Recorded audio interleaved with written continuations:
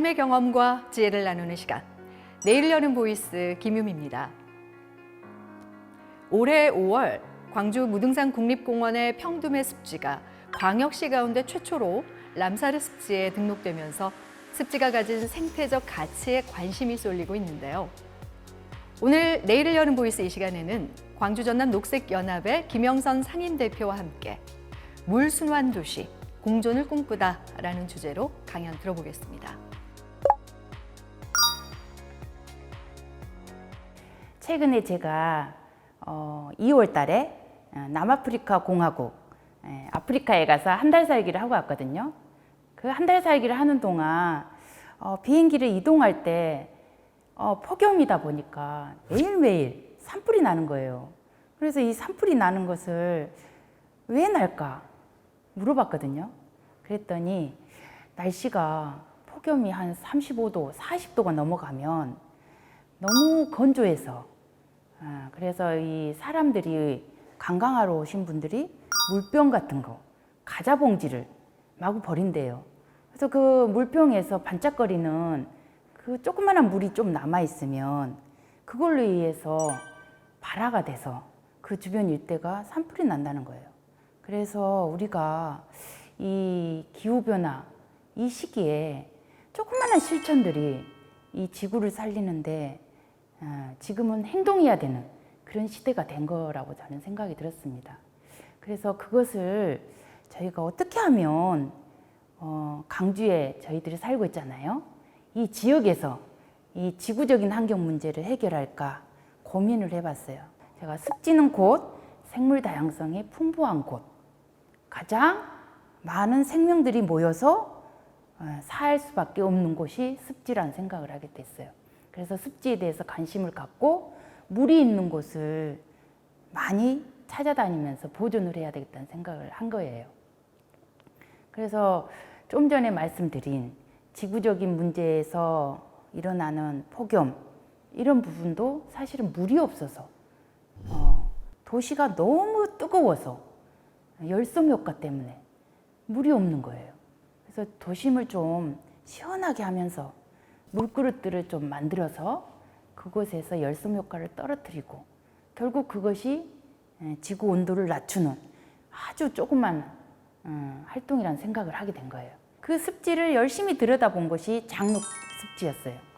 그래서 그 습지를 들여다봤을 때가 이제 석사 과정이었기 때문에 2008년에 제가 그 부분에 대해서 여기를 습지 보호지역으로 지정하면 좋겠다라고 한 거죠. 그래서 2008년에 여기 지금 강주시에다가 제안을 했는데 그때 당시에 여러분들도 다 아시겠지만 4대강 사업을 하고 있었어요. 그래서 원시성이 훼손돼 가지고 그때 당시에 습지보호지역으로 지정을 못한 거예요. 안타까운 일이죠. 그래서 기다렸어요. 기다리는 것밖에 할 수가 없었어요. 그 공간이 다시 살아날 수 있는 방법은 아무리 인간이 인위적인 복원을 한다 하더라도 시간이 걸리는 거예요. 그래서 그 시간을 기다린 거예요. 2008년부터 2014년 제가 졸업할 때까지, 그리고 2014년부터 제가 졸업하고 나서 시민단체에서 활동을 하기 시작했어요. 제가 좀 전에 저를 소개할 때 강주 전남 녹색연합 상임대표를 했잖아요. 그때 당시에는 회원이었어요. 그 회원 활동을 하면서 매달 세미나를, 습지 생물 다양성 세미나를 민간학 거버넌스로 하게 된 거예요. 그 세미나 자료를 모아가지고 계속 보호지역으로 지정을 해달라고 제안을 하거나 아니면 기사를 써서 보도글이라고 하죠. 그것을 써서 매일매일 공부하다시피 해서 그 기사를 썼고 그 자료들을 모아가지고 2020년 되기 전에 2019년에 학술조사를 한 거예요. 학회하고 한국환경생태학회라고 학회하고 해서 학술조사를 해가지고 그때 당시에 멸종위기 식물들이 발견이 된 거예요. 그래서 제가 장록습지를 습지보호지역으로 지정을 하자라고 그때 당시에 제안서가 작업을 같이 한 거죠. 강주시하고 할 때. 그래서 그동안 매달 세미나 했던 내용들을 잘 모아서 제안서를 잘 썼어요. 그리고 도심하천 중에 습지보호지로 지정된 곳, 장록 습지가 최초였고, 또 하나는 대도시 중에 남사르 습지로 등록된 것은 강주광역시 평dum의 습지밖에 없는 거예요. 그래서 제가 습지를 공부를 열심히 해서 이 지역에서 조금 보호지역으로서 생물 다양성을 지켜내는 그런 작은 실천을 공부해서 남주자, 이런 마음으로 했던 것 같아요. 그래서 오늘 제가 여러분들한테 들려드리고 싶은 말은, 우리가 지구적인 문제를 너무 크게 가질 필요는 없고, 이 지역에서 실천할 수 있는 한 4가지 핵심, 앞으로의 2030년까지 해야 될 4가지를 제가 정리해 봤어요. 그 첫 번째가 제일 중요하죠. 우리 무등산이라고 하는 것은 강주의 정신이라고 하는 곳이에요. 이 무등산이 국립공원 중에 제일 마지막으로 도립공원 중에 국립공원으로 지정된 곳이거든요.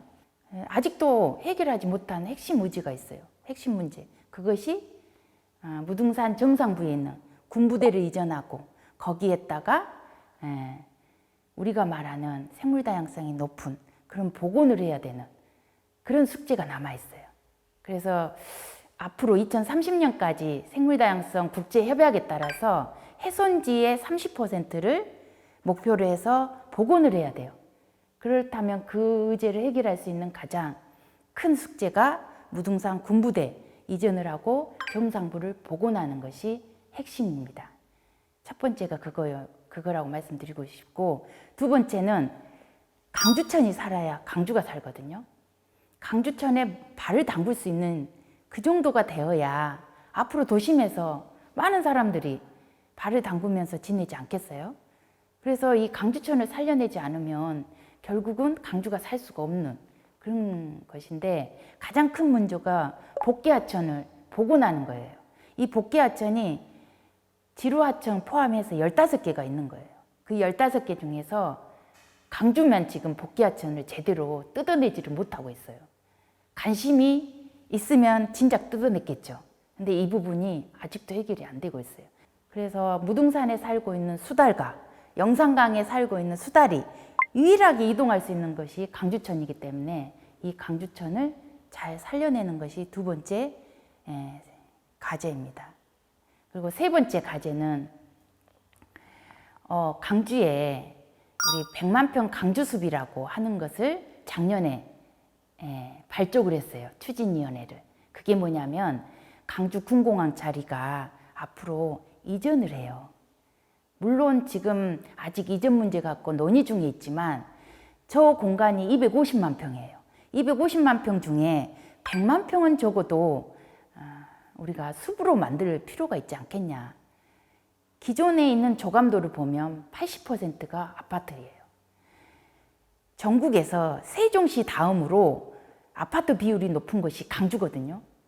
그 강주가 아직도 아파트를 짓기 위해서 지금 군공항 자리에다가 그 비율을 또 높여가지고 계획을 하고 있는데, 저는 그래요. 강주에 이제는 아파트보다는 숲이 더 필요한 곳이거든요. 이 아파트는 너무 높게 짓기 때문에 또 바람길도 막아버려요. 그래서 바람 통로의 역할도 해주고 지구의 온도를 낮추는 1.5도가 오르면 지구의 생물이 절반이 죽어요. 생물 다양성이라고 하는 측면에서 보면 생물들이 절반이 죽으면 결국은 우리도 죽어요. 그래서 생물 다양성은 선택이 아니라 필수인 시대에 살고 있거든요. 그런 차원에서 봤을 때 강주 군공항 자리에 100만 평 강주숲을 저는 꼭 필요하다고 생각해요. 그 모델은 어디냐? 가장 전 세계에서 잘 살고 있는 미국의 맨하탄 한복판에 있는 센트럴파크, 약 100만 평 정도 되거든요. 그때 당시에 조경가가 무슨 말을 했냐면, 그 비싼 땅에다가 사람들이 숲을 만들자고 하니까 다 미쳤다고 했어요. 근데 이분이 뭐라고 했냐? 이 조경가가 옴스테드라고 하는 조경가거든요.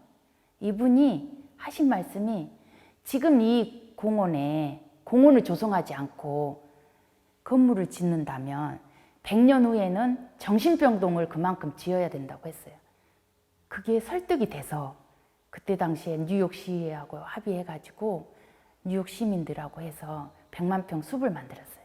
그 센트럴파크를 모델을 삼아서 강주에도 작은 나무를 심어서 큰 나무 공원으로 전국 최초의 공원이 되거든요. 그렇게 되면 100만 평 이상의. 그래서 그런 공원을 만들 수 있도록 작년에 저희가 추진위원회를 조성을 했고 지금 현재 추진위원들을 모집하고 있어요. 그리고 마지막은 강주에 물순환 도시를 만들어야 돼요. 물순환 도시. 처음 들어보셨죠? 전 세계 선진 국가들은 다 녹지율을 높이고 도심에 있는 콘크리트 바닥을 다 뜯어내요. 불투수 포장 비율을 낮추는 거예요. 그래서 곳곳에다가 빗물 정원을 만든 거예요. 빗물 정원을 만들어서 땅속으로 빗물이 들어가게 해서 지하 수위를 높이게 하고 그 지하 수위가 결국은 높아지면 강주천의 건천이라고 하는 문제 때문에 심각한데 그런 유량을 확보할 수 있는 거예요. 이런 것들을 계속 발굴해서 저희가 말하는 30-30 프로젝트, 좀 생소하죠? 이게 무슨 뜻이냐면 국제생물다양성협약에서 2030년까지 보호지역 30%를 확보해라 라고 한 거예요. 그래서 각 국가는 2030년까지 국가 그 면적당 30%를 보호지역으로 지정을 해야 돼요. 그 보호지역을 지정하기 위해서 우리나라도 당사국 총회도 했지만 지금 보호지역을 이곳저곳을 지정해서 확대해야 돼요. 그런 숙제가 남아있어요. 그래서 지금 우리가 물줄기를 회복하고 또 강주 군공항의 30%에 해당될 수 있도록 강주 숲을 만들고 무등산 정상부를 복원하고 이 모든 과제들은 마지막에 있는 강주광역시의 30년까지 30% 보호지역을 확보하기 위한 하나의 실천 행동들이에요. 그래서 30%를 확보하기 위해서 우리는 현재 무등산 국립공원하고 장록 국가습지라고 하는 곳이 두 군데를 합하면 10.05%밖에 안 되는 거예요. 그래서 나머지 20%를 지금 확보해야 되는데 그 공간이 물순환 도시 강주천하고 항룡강하고 영산강 하천부지가 남아있는 거예요. 그래서 이 하천부지를 잘 보존해야 되는데 대부분의 사람들은 인식을 잘못하신 분들은 뭐라고 생각하냐면 버려진 땅이라고 생각하기 때문에 이 버려진 공간을 자꾸 체육시설이라든가 공원화를 만들려고 하고 있어요. 근데 1년에 한두 번씩 홍수 피해가 나잖아요. 다 쓸고 가버리거든요. 그랬을 때는 예산만 낭비하는 거지. 그래서 기존에 있는 다른 습지들은 다 배후습지로 하천습지를 놔두거든요. 유일하게 도심 안에 하천습지가 자연성을 회복할 수 있는 남아있는 땅이에요. 그 땅을 확보해가지고 습지보호지역으로 또는 아까 말씀드렸던 보호지역 30%로 지정하고 확대하는 것이 마지막 네 번째 과제가예요. 그래서 저는 지구적인 차원에서 우리가 환경 문제를 해결하는 것보다 지역적인 문제를 우리가 실천하는 것이 앞으로 강주광역시 100년 강주의 비전이라고 저는 생각을 합니다. 저는 웃을지 모르겠어요. 제 꿈이 착한 생태학자를 꿈꿔요. 착한 생태학자. 착하단 말이 조금 들리기가 좀 그러실지 모르지만 착하지 않으면 순수하게 이 길을 못 가요. 워낙 많은 분들이 심한 말을 많이 하시거든요. 네가 봤냐? 네가 제대로 못 봤냐? 습지가 대세냐? 이런 말을 많이 해요. 그런 댓글을 보거나 그런 말들을 많이 해요. 그러나 저는 알아요. 앞으로 100년은 지구를 살리고 생물 다양성이 풍부한 강주라면 그것이 미래 세대한테 꼭 물려주는 일이라면 저는 이 길이 여러분들한테도 의미 있는 길이라고 권유하고 싶고 그 길을 갔으면 좋겠다는 바람을 해봅니다.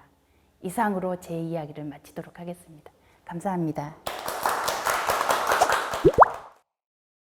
네, 대표님 오늘 강연 정말 잘 들었습니다.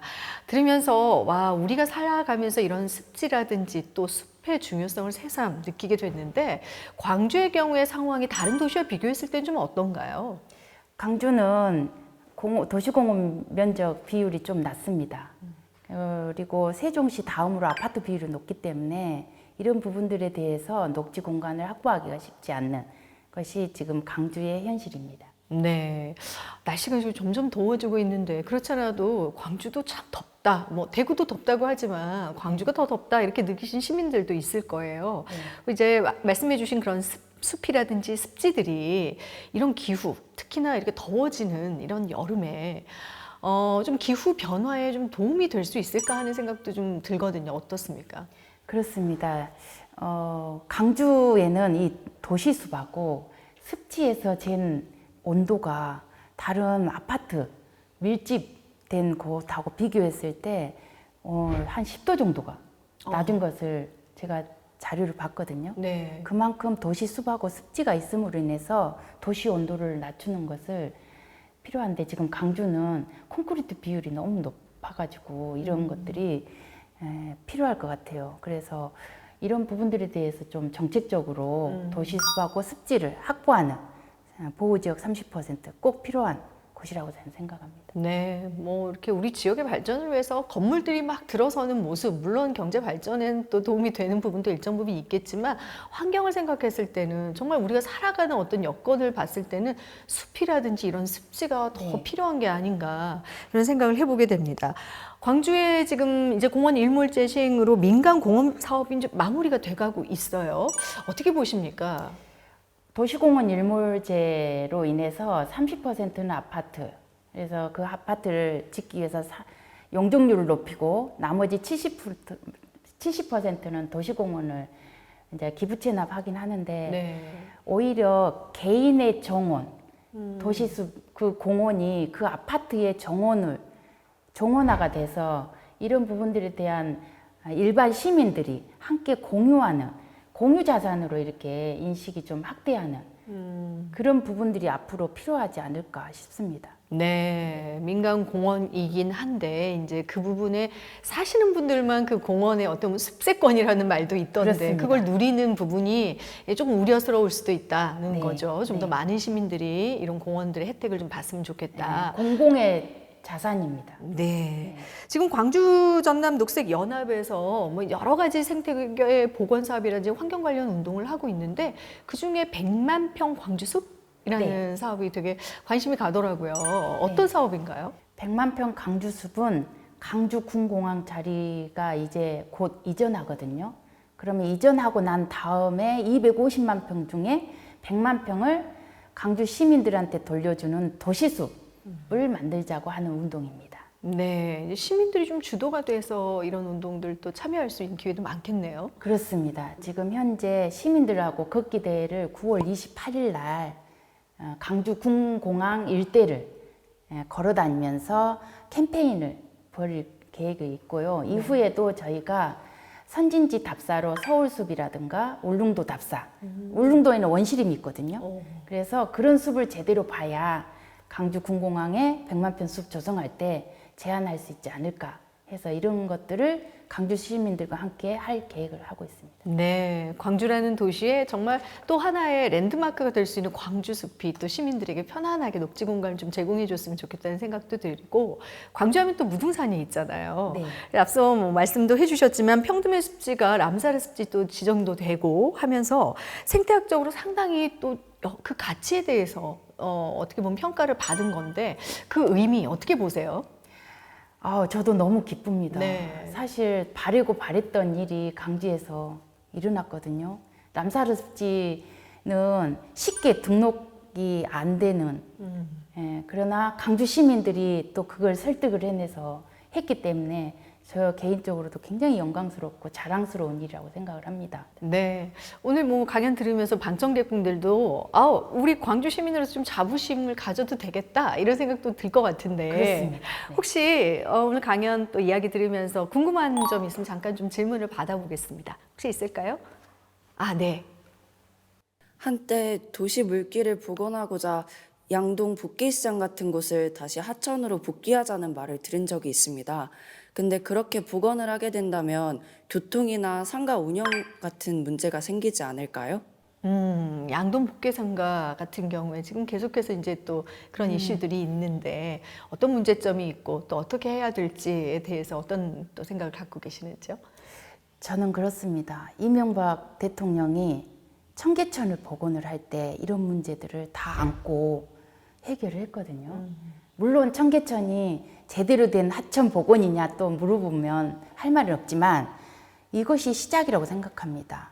그래서 강주천에 있는 양동 복개천, 여기가 200m 구간이거든요. 여기를 지나면 물고기들이 다 떼죽음을 당하는 거예요. 그래서 가장 강주천의 핵심 오염원의 원천이 그 양동 복개천 200m 구간입니다. 그래서 그 부분에 대해서 지금 굉장히 심각한 사항이기 때문에 그거에 대한 강주 시민들의 인식과 그다음에 정부의 정책이 있다면 그 교통 문제 플러스 보상 문제 이런 것들을 상권을 살릴 수 있는 일이라고 저는 생각을 합니다. 네, 우리 지영이 또 관심을 가져야 할 하천 복원의 문제에 대해서 좀 들어봤는데 혹시 또 다른 질문이 있을까요? 아, 네. 저는 어릴 때부터 꽃이나 나무를 좋아해서 환경 활동에 관심이 많았는데요. 근데 주변 어른들은 환경 운동가는 돈도 안 되고 알아주는 사람도 별로 없는 힘든 길이다라고 많이 말리시는데 그래도 하고 싶은 마음이 크거든요. 환경 운동가가 되려면 어떻게 해야 될까요? 네, 환경 운동가를 꿈꾸는 청년들에게는 또 현실적으로 그런 고민들이 또 들 수 있잖아요. 네. 어떻습니까? 요즘 제가 대학생들하고 공부를 좀 많이 해요. 물론 이번 학기가 끝나서 그 학생들하고도 방금 이런 질문들을 하면서 고민을 좀 많이 했는데 그런 것 같아요. 앞으로 내가 어떤 비전, 방향성을 갖느냐에 따라서 내가 그때는 환경운동가였지만 지금은 내가 생태학자로 활동할 수 있는 이런 여지가 저는 시작된다고 생각하거든요. 그래서 처음에 저는 꿈이라고 생각해요. 꿈꾸는 것은 누구에나 다 할 수 있는 일이기 때문에 환경운동가도 꿈꿀 수 있다고 생각해요. 그 길을 가다가 경제적인 부분이 어렵다고 해서 다른 길로 갈 수도 있어요. 그러나 그 길에서 얻은 것은 헛되지 않았더라고요. 저도 환경운동연합 간사 생활 4년 했어요. 활동가 생활. 그 4년이라는 그 추억이, 그 기억 때문에 지금의 제가 이 길을 가고 있지 않는가 생각하거든요. 네. 그래서 저는 환경운동가가 되기 위해서는 가성비 많이 따지잖아요. 네. 지금 시대는 가심비라고 해요. 가심비가 무슨 뜻이냐면 가격 대비 심리적인 만족도. 그것이라면 저는 이 길을 갈 수 있다고 생각해요. 네. 꿈을 꿔도 좋다라는 네, 그렇습니다. 말씀. 실제로 그 남도 풀꽃이라는 또 책을 출간한 또 작가이시기도 합니다. 네. 환경운동을 하시지만 네. 또 이렇게 책도 출간하셨더라고요. 네. 풀꽃을 좀 좋아하시는 편이신가요?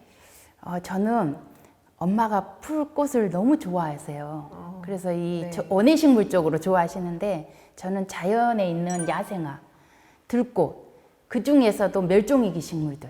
제가 생태학자가 되고 나서 4개의 국립공원에 그 5년간 멸종위기 식물들을 개체수 조사하고 분포 면적 이걸 조사하러 다녔어요.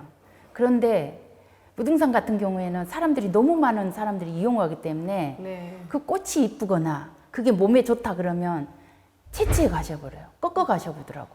그래서 이걸 기록으로 남겨야 되겠다라고 해서 제가 남도풀꽃이라고 하는 책을 써서 작년 이맘때 1년 했네요. 네. 책담회를 했고, 그러나 책은 사서 보지 말라고 말해요. 아프리카를 갔더니 집집마다 서재가 없는 거예요. 왜 없냐고 물어봤더니 책은 사서 보는 게 아니래요. 빌려보는 거래요. 왜? 종이가 결국 나무를 훼손하잖아요. 네. 그래서 책은 사서 봐야 된다고 저는 말을 하니까 혹시나 관심 가지신 분들은 사서 보지 마시고 제가 남도풀꽃이라고 하는 2주에 한 번씩 기고글을 쓰거든요. 네. 네이버나 구글링 하시면 그 정보를 다 가질 수 있을 거예요. 네. 오늘 대표님 말씀 들으니까 내가 좋아하는 일이 결국 환경과 생태와 또 모든 것들과 연관이 지어져 있구나 하는 생각이 들어서 환경운동가이자 생태학자이자 또 작가이자 하지만 이 모든 것들이 많은 사람들에게 이로운 일이라는 그런 생각을 해봅니다. 오늘 강연과 이야기를 좀 마무리 지으면서 혹시 하고 싶은 얘기 있으시면 마지막으로 한 줄 평으로 듣겠습니다. 네, 마지막은 생물 다양성은 선택이 아닌 필수입니다. 이제는 기후위기에 우리가 대응할 수 있는 방법은 이 생물 다양성을 증진하는 일에 꼭 우리가 함께 행동을 해야 되고, 이것은 생물 다양성 국제 연합이라고 하는 그 홈페이지에 들어가면 슬로건이 있습니다. 우리는 지금 행동해야 한다. 그것도 담대하게 행동해야 합니다. 라고 하는 슬로건이 있거든요. 이제 우리가 이걸 알았다면 이제부터는 우리가 담대하게 행동해야 될 시기라고 생각합니다. 이상입니다. 네, 오늘 말씀 잘 감사합니다. 들었습니다. 고맙습니다. 기후 위기 시대를 살아가는 우리와 함께 도심 속의 생물들의 터전도 크게 위협받고 있는데요. 지속 가능한 생태 도시를 만들기 위해서 우리가 무엇을 또 어떻게 해야 하는지 진지하게 고민해야 할 때인 것 같습니다. 오늘 내일을 여는 보이스 이 시간 여기서 마치겠습니다. 함께해 주신 여러분 고맙습니다.